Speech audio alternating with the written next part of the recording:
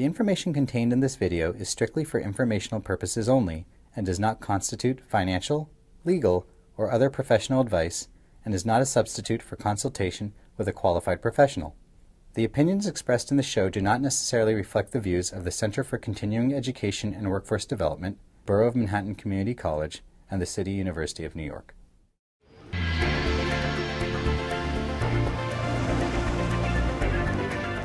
State of Mind is a web-based discussion program that explores the relevant social, economic, and political issues that are prominent at the post-secondary level of education. State of Mind is sponsored by the Center for Continuing Education and Workforce Development at the Borough of Manhattan Community College. BMCC. Start here, go anywhere. Hello, ladies and gentlemen. I'm Krishna C. Nadella, and this is State of Mind. Continuing on our Older But Wiser series, today's topic is entitled, We're Not in College Anymore.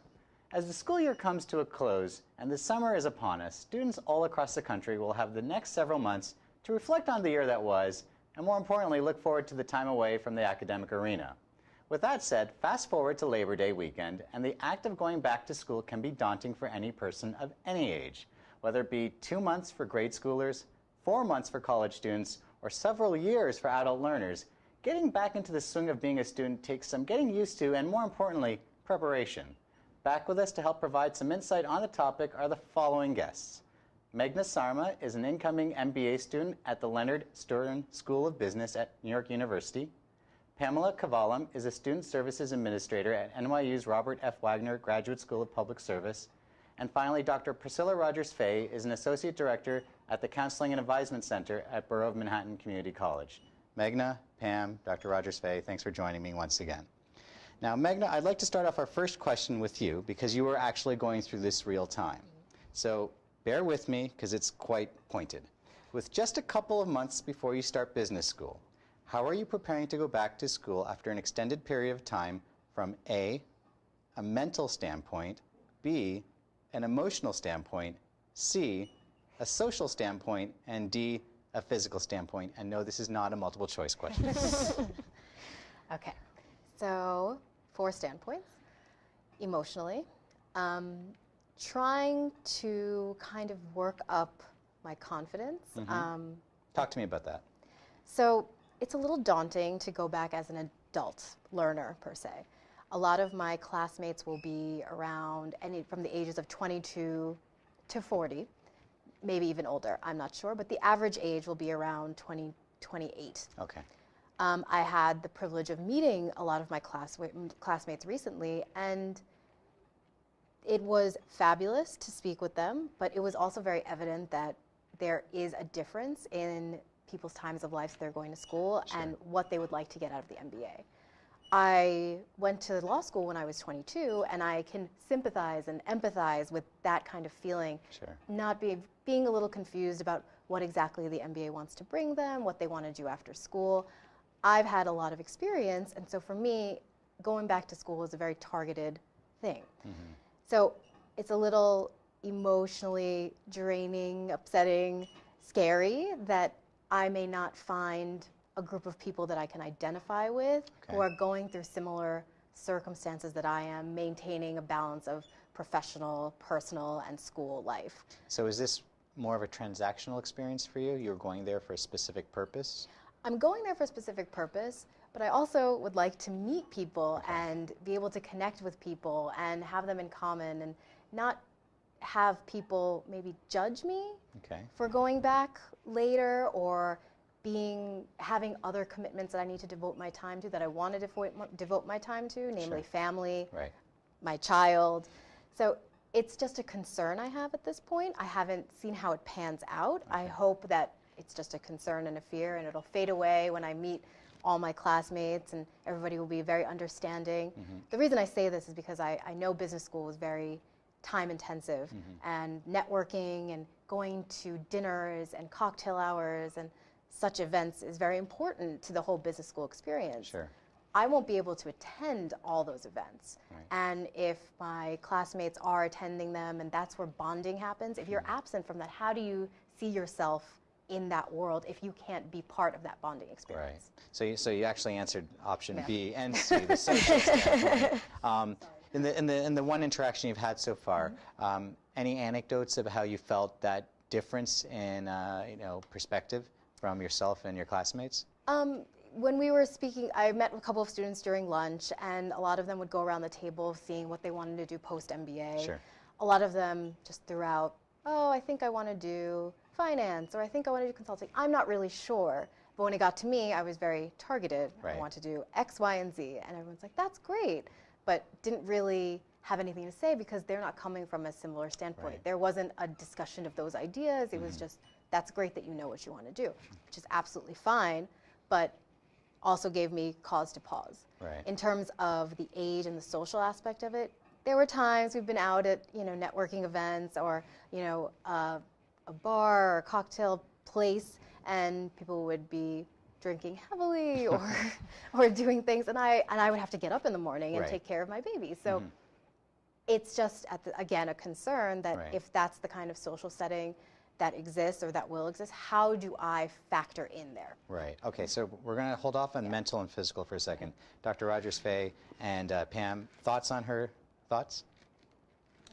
Yeah, so in terms of what you were talking about with the age difference, so we actually have two different programs. We have the MPA, we also have an executive MPA program, and there are some of my students in the MPA program. So the executive MPA is more geared towards people who have 8 to 10 years of management experience. Okay. So most of them are probably in their 30s, some of them are in their 40s.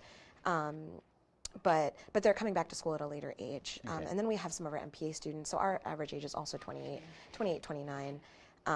But the majority of our students are probably between 24 to 29, I would say. So some of the students that are in their late 20s, early 30s feel like they're in this weird middle place where they're not quite executive level, but they're also a little bit older than our other students. And it is hard because any student, full-time students, they don't have time to do every single thing. And with the part-time student, there are a lot of things they can't do. And at Wagner, that's something we really have thought about for the past couple years. And so we started doing more Saturday classes. We started doing more Saturday events. We started doing Friday night events, which is a little tough for some staff people to do. But also we have focused on doing a new executive program too that is just on Saturdays. So before our executive level classes were throughout the week.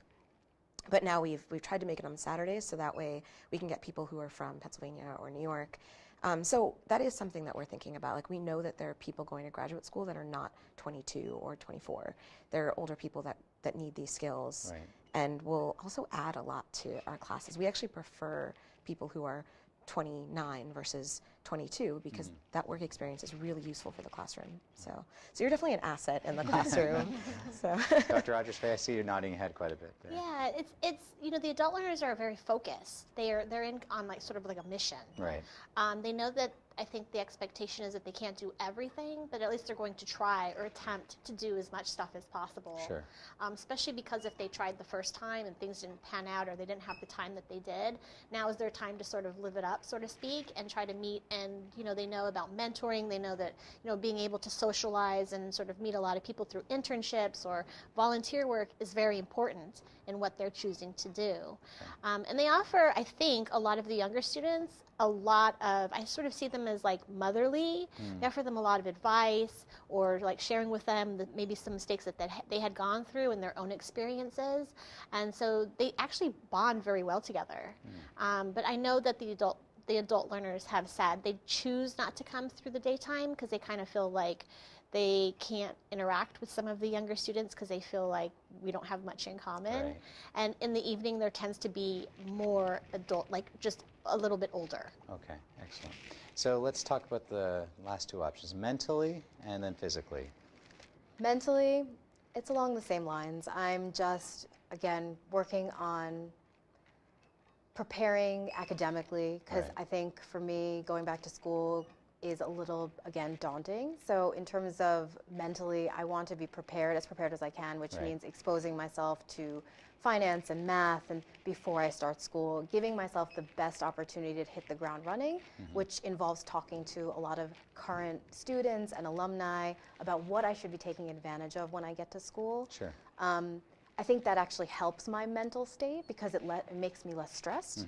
The fact that, again, giving myself enough time to get the information, to process the information, and to come up with a plan of action. So that's how I'm dealing with the mental stress of a change, because I think change is always stressful for anybody, not just going back to school, but any change. So that's how I'm mentally coping. Physically, I'm not really doing much. I'm just kind of... Let me elaborate on that. Yes. As an adult learner, we discussed in our first episode, you're juggling a lot more in life. Family, children, maybe a job at the same time. So you're really taxing yourself.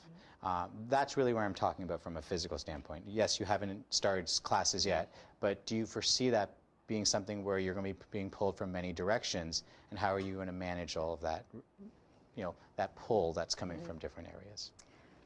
So I definitely envision being pulled in multiple directions. I envision there will be times that I'm going to be better at doing something and worse at doing something than others. Around finals, around midterms, I don't think I'm going to be able to dedicate that time to my family. I think that will be physically stressful.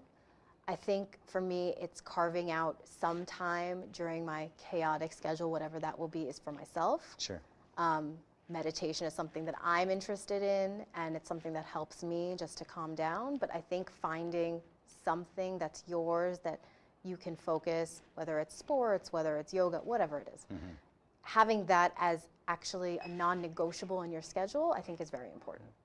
Pam, is that something that you guys address at Wagner? Yeah, actually at NYU in general, there's a big push for mindfulness and making sure we have a wellness exchange. And there's at NYU, there's the students are very stressed out, and so they really address that. And there's actually a really interesting initiative at Stern. It's the Mindfulness and Leadership Program. I went to a talk about that last week, and it's really interesting because there's this talk in business about to create better leaders, they need people who are mindful and who are present and who are paying attention to the people around them and making time for themselves mentally. And it's interesting, it kind of relates to the academic part of it because there's stress prevention and there's stress relief. So I think the mindfulness part is a little bit of both. But I was talking to a finance faculty member about students who are having trouble in the quantitative courses. So the first thing I recommend is definitely doing what you're doing, spending the summer just doing basic math concepts. So even taking the GRE or the GMAT, you're getting yourself more familiar with doing math problems again. And that's great. And you should continue doing that over the summer. There's things like Khan Academy. At Wagner, we have a math review. We have our writing boot camp and that kind of stuff. But also, when you're in your classes, it's not only about doing the work that's necessary, but doing the work above that. Like, keep doing problem sets. So the finance faculty member said that it's kind of like being an athlete. You condition yourself so that it's sort of like an instinct. Like you even when you're in a stress situation like a game or a final exam, you can rely on your instincts because you've practiced this muscle so much that you're not going to freak out and forget everything that you've ever learned. And I just love that idea of that's how you can train yourself to be good at quants, you know. So, Dr. Rogers-Fahy, you have two types of people that come into your doors. You have the ones who are ahead of the curve and want to take advantage of services, and you have the ones that maybe didn't train themselves so well and maybe are struggling. Right. Talk to me about that dichotomy and what the differences are in terms of how you address those two different groups. Well, some students have, they may have been dismissed, like they started off at 18, 19 years old and for whatever reason, 1 and 2 semesters didn't work out for them and ended up getting dismissed. And so part of what I do in the counseling center is I help and assist students in getting back in. Sure. And so it's this whole appeal process and coming in and saying, what happened to you at that time doesn't define who you are today. Like, let's get you back into school and, welcome back and all those kinds of things. And then you have those that may have some sort of history with mental health issues and stuff like that, maybe somewhat familiar with what counseling is, but some don't. But I find that adult learners are much better equipped at identifying what their triggers are. Sure. They can sort of tell that something's not right, and they're not shy about coming in and saying, I need help.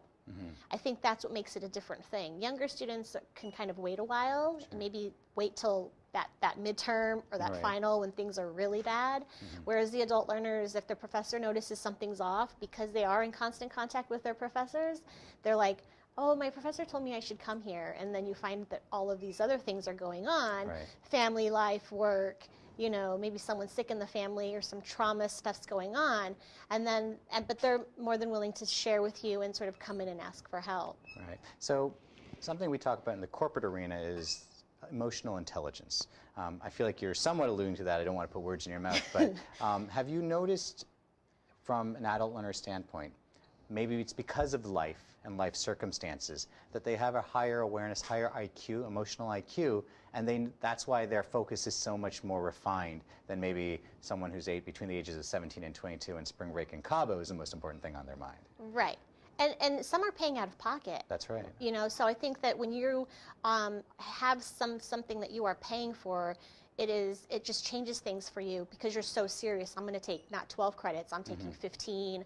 I highly recommend taking summer school to all of my students. I think that's a way to just constantly engage, practice those muscles, and just, you know, still stay in school because there's no easy way to sort of get ahead when you always have something that may sort of, you know, there's a curveball sometimes thrown in your way. Absolutely. So they also tend to have higher GPAs. My adult learners come in, they're very focused, they know exactly what classes they have to take, they're in constant, you know, they know about the Career Center, they know about, you know, talking to the professors about extra credit, they go to tutoring, like, so that just is a different mindset than students that are just coming and saying, wait, we actually have tutors here? So, you know, it's a difference. Right. I think it goes back to that accountability that if you're paying for the service, you're going to be a lot more mindful of what's available versus someone else paying for it. So Meghna, compare yourself to when you were going to law school, or even if you want to go back to when you were going to NYU. How have you mentally changed, and how has your emotional intelligence advanced? I think it's advanced dramatically. When I was going to law school, I was very focused on doing human rights post-graduation. During law school and since law school, I've learned that there are many paths, and it's actually, you need to be open to a lot of paths. Have a goal in mind, but don't be closed off from other opportunities that come your way. Sure. I think the experience of the financial crisis again and not having the next opportunity lined up post-school or even 9 months out of school forced me to learn about myself. Sure. And it forced me to hone my skills about talking to people and networking, something that I didn't learn in law school. Okay. So I guess my emotional intelligence has evolved, and I've got to know myself about how I learn things, and that I've actually built confidence that way, that I've gone through these difficult times, and I'm now going to apply that to the next phase of my life. So let's take that thought. And I know it's a little unfair to put you on the spot, especially considering you haven't even started your first day at business school. Do you have a strategy in place to navigate the next 2 years? And does that strategy incorporate any aspect of the differences between you and your traditional classmates? I have a strategy. I don't know if it's different than my classmates because I don't know if they also have a strategy. Right. My strategy is trying to be as prepared as I can, trying to do summer school, exposing myself to math, talking to the counselors and professors now rather than waiting till September to start. Sure. Again, just trying to plan in advance. In terms of recruiting, I'm even reaching out to firms, places I want to work for upon graduation for the internship now, a year in advance, just to make those connections. And I think that's all because of my experience post law school and leading up to the MBA, that I'm equipped at this point to do these kind of activities, whereas I think a lot of students may not realize that they can. They have the option to, that there's LinkedIn, there's Facebook, there's various ways that you can connect with people. And I'm not waiting to business school to teach me that. Right. So Pam and Dr. Rogers-Fahy, and I'll start with you, Pam, we talked about the mental, the social, the emotional aspects of going back to school as an adult learner. Let's take the flip side of that. Why is it that we don't see that awareness from people who are currently traditionally between the ages of either 17 to 22 in undergrad, or maybe someone who went to graduate school right away? And I know that when you're paying out of pocket, the awareness raises right away, but some of these aspects of leveraging the resources, or knowing that you can ask for help, or being honest with yourself, does it take a life experience to kind of have that shock to the psyche? And that might be a little unfair, but do you have any thoughts on that? Yeah, it's interesting, because I'm coming from the perspective where I went to grad school right out of undergrad, and there's one good thing about that, is that you're already in the mode of studying. So, you know, staying up all night and then going to work the next day wasn't that hard for me as a 22-year-old going to grad school. But But yeah, looking back on it, if I had thought a little bit more about what I wanted to do, I think I might have done things a little bit differently. Sure. I just think it comes with experience. Yeah. I can't think of anything specific about it, but Right. it's just the years that you live between 22 and say 30, you know, Right. you kind of just have life experiences that you can't really duplicate in any other way. So, Right. Dr. Rogers-Fahy? Yeah, I think that a lot of my students are, the first generation coming to college, and I think that trying to teach these things to yourself when you're 17 and 18, it's quite difficult, especially when you don't have anybody else that's older than you to sort of lead the way. And so most of my, non-traditional, right, that are coming back have sort of taught themselves this way, and so they're coming back with all of these skills that at 17, 18 you just don't have when you don't sort of have that. No one's really taught you those things. So I can speak from my own personal experience. Like you, Pam, I went to business school right after undergrad, and it was very transactional. So I think with business school in general, it's very transactional versus any other form of graduate school, give or take a few degrees. So what I missed was actually the emotional and social standpoints. Mentally, I was already there. I was already in the college mode. I already was ready for tests on a regular basis. I was ready for the professional expectations of networking going out there. But making that connection with my classmates and putting the time to say, I need to put the books away, I need to turn it off, was completely absent. And how that's had a long-lasting effect, time will tell. Ask my wife, maybe she'll give a better answer. But I do think that was missing as well. And I think going into there so determined to get something out of it, somewhat may have made me lose sight on a much larger impact, longer lasting relationships that I could have probably cultivated. So I definitely agree, and I think I'm testament to the fact that there is that difference between expectations. So with that said, I want to ask about time away from school.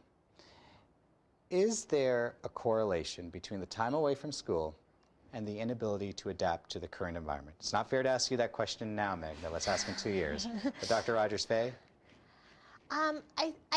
I really, I haven't done the study, so I don't know, but I really think that it depends on the student.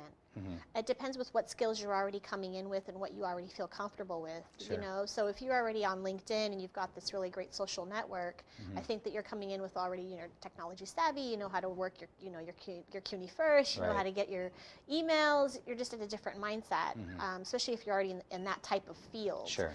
I think that it does take time for any new student to adapt to their new environment. Right. And to sort of take everything in and see, like, what is it that I want to do? But I don't know if there is a correlation or not. Right. Yeah. Pam, at Wagner, for the older adult learners that you have, is there a learning period or a transition period for them to really start to hit their stride? I mean, I think it's less about the age and more about if they're going full-time or part-time. Okay. I feel like part-time students who are working full-time, they have a much harder time adjusting academically just because they aren't able to give that time, especially the quantitative courses. I think a lot of our students don't, like you said, they haven't taken a math course in 10 years. So it's kind of a rough transition trying to all of a sudden take all these math courses, because when you take another type of class, you don't necessarily have to put in all those extra hours that you do with math courses. It's just a lot more time that is necessary for it. And when you're working full time, when you have 2 kids, it's really hard to spend that time. Fair enough. Speaking of which, time, children, family, that's something that we all come to appreciate as we get older. What are the positive impacts of being in that situation? You had alluded to it, Dr. Rogers-Fahy, that adult learners can actually have a positive impact on their younger classmates. Meghna, what do you foresee yourself bringing to the MBA program and the MBA experience to your fellow classmates who are maybe a little bit younger? I hope to be an example for them that a lot of things are possible, because I think people may think I'm a little crazy for going back for a second degree. I've heard that question a lot. Why are you coming back? I've heard it from a lot of my fellow classmates that I have met. Why would you come back for a second degree? You're already a lawyer. And she loves school. Exactly. And I think that it's more about being true to what you want to achieve in your life, and that constantly having goals for yourself and trying to achieve them is a great example, and that you can do it even though some people may say, that's crazy, that's too much to take on. Right. And it may be. I mean, I don't know yet. It may be a lot to take on, but I hope that I will get through it, and by getting through it, be an example to other students that if they have something that they think is crazy to take on, that they themselves can do it also. Right. So I'm going to take that one step further, potentially even a mentor or someone that a student can look up to. Is that something that you see at Wagner, Pam? Do you see just inadvertently, just naturally, organically, some of the older students maybe kind of taking a student under their wing or just providing advice and guidance? Right. I mean, I think it's less of a mentorship, but more of students really see the value of the other students in the classroom. Okay. That the value they're getting is large in part from the other students. I mean, they're all working in the same field, which is great about professional degrees, as you are all doing the same kind of work. So that network that you get in that classroom is incredible. I mean, the people that are in your classes have this experience that they could be talking about a case and someone could have worked on that case. Right. So I think that the years of experience that people bring is so important, and that's what makes our school so strong. Is the faculty are great. I mean, they definitely do a great job, but the students themselves also bring an incredible amount of value to the classroom. So let's flip the tables now. What do you hope to get out of your classmates that are more traditional in age? The same kind of things, actually, because they themselves also have experience that I can learn from about balance, about things have changed also since I've gone back to school or I've been working in environments. And to clarify, it's only been how many years since you left law school? 7. So it's not even a decade, and things have moved so quickly. Yes, things have definitely moved quickly. So I can't even speak to what they may have experienced in their professional environments or in their undergraduate environments, or if they had a master's degree maybe before they're getting their MBA. Sure. So I think every student brings something special to the class, and I think anyone can learn from anyone. So I hope to learn from them just as much as I hope they hope to learn from me. What a refreshing and politically correct answer. So on that note, my final question is actually to both Pam and Dr. Rogers-Fahy, because it's to you, Meghna. What advice would you give to Meghna as she's about to embark on her MBA program and how she navigates not just for the next 2 years, but for life after school? Dr. Rogers-Fahy? I would say just be open to any and all experiences. You seem like that type of person that'd be willing to sort of take it all on and try to enjoy it along the way. I mean, as much as we, put ourselves out there, you are going to get something out of it. So best of luck to you. Pam? Yeah, I mean, I guess we were chatting a little bit about this already, but I would definitely recommend, especially because of the interest that you have, to look outside of Stern as well. So, I mean, obviously Wagner is a great place to look, but that's what I love about being at a university like NYU is there's so many places. It's almost too many choices, so it's, I guess, up to you to decide where you want to spend your time, but yeah, good luck. Well, it's very good advice, and Meghna, we wish you all the best as you embark on this new journey. Dr. Rogers-Fahy, Pam, Meghna, thank you so much for the time, and we look forward to doing it one more time on our part 3 of our series. On that note, that'll wrap up our show for today. If you like what you saw in today's episode, please subscribe to our YouTube channel. If you have any comments or questions for myself, please feel free to reach out via Twitter or email. And if you'd like to keep up with the ongoings of State of Mind, check us out on our website at www.bmcc.cuny.edu. Ladies and gentlemen, thank you so much for the time. And Meghna, my advice to you is every life is a book. Make yours a bestseller. Have a good night. Thank you.